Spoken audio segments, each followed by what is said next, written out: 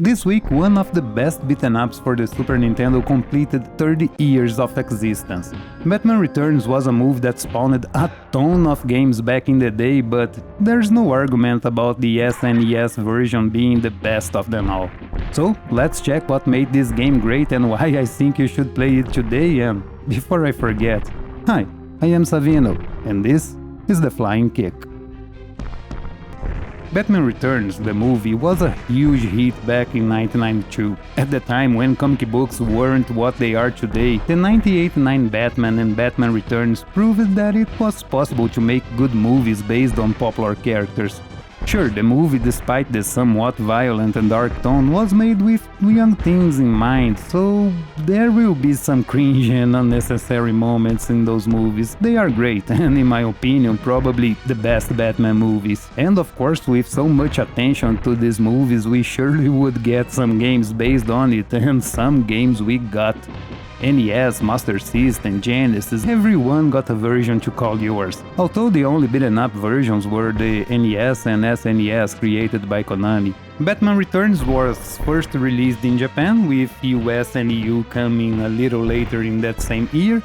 It came in a cool box with some awesome art in Japan and this thing with Michael Keaton in the foreground as the US cover.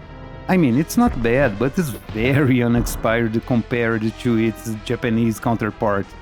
Inside the box we will find a small manual with some technicalities like button layouts and what is on the option menu, a little bit of the game stories and all the levels you will have to conquer. The game follows the movie pretty closely, actually I would say extremely close. From the start you get, and I'm not kidding here, 4 minutes intro with text and digitalized images from the movie. I mean, at the time it was amazing to see something like this, it was like the movie was playing on my Super Nintendo. And after the exhaustive intro you are presented with the title screen with the options for the game. Here in typical Konami fashion you pick the number of lives you want from 3 to 7, although there are some sheets to start with 9, which I'm using here, your preferable button layout and the difficulty. Here you can pick from easy to mania, which could have been influenced by Streets of Rage 2, but I doubt it a little bit since Streets of Rage was released just 2 months earlier, but I digress. Here, as in many other Konami games, you will get a different ending accordingly to the difficulty you pick. If you pick easy or normal, the game will tell you that you did a great job and for you to go back to the options and pick a harder difficulty. To see the proper ending, you will have to play at least on the hard mode. Special and Mania also have their unique endings, being Mania what is called today the true ending of the game. And to get to the end you are armed with an attack button, a jump and a special, as was expected back in the day. But also you have a block move, which wasn't expected, and being Batman of course, you got some gadgets that you can use during the game. A batarang, a grapple hook and a test tube. Your quote-unquote clear screen attack that works as a limited consumable that you will find throughout the levels. You also can find hearts that replenish your health accordingly to their size and bonus points, which are extremely important since you will get 1 extra life every 50,000 points. One interesting thing here in this game, and probably one of the most well-remembered features, are the grabs. In Batman Returns, you not only have a good variety of ways to dispatch your enemies after grabbing them, but also they are probably the most satisfying ones in all 16-bit generation. You can throw your enemies on the wall, break windows, benches and almost anything you can see in the backgrounds. You can also throw your enemies on the ground in any direction you want and smash their heads together if you manage to grab 2 of them. You also have a flying kick, which is somewhat limited, and a flying attack where Batman jumps with his wings open and is probably your go-to movement to beat the game since this is almost unstoppable. The only downside of this game is the enemy variety. You will face the same clowns over and over again until the end of the game.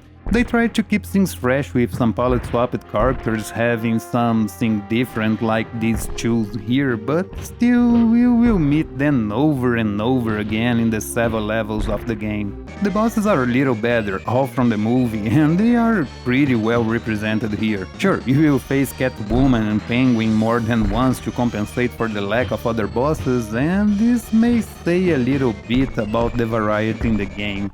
Batman Returns also offers a little diversity, with some levels being played in a 2D perspective, where you lose your punches in favor of your Batarang. These levels will demand some platform skills, usually revolving around your grappling hook. You also have a driving sequence where you can shoot some bikers with the Batmobile, and there's even a boss to fight with.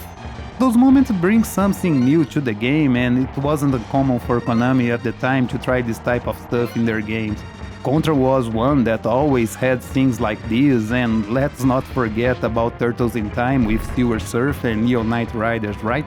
Graphically, the game was incredible at the time, and honestly, it looks amazing even today. Big sprites, some great backgrounds, some of which are interactive animation that, while it wasn't anything to write home about, did the job pretty well. The usage of colors is excellent, and you can feel the developers really wanted a movie experience at home.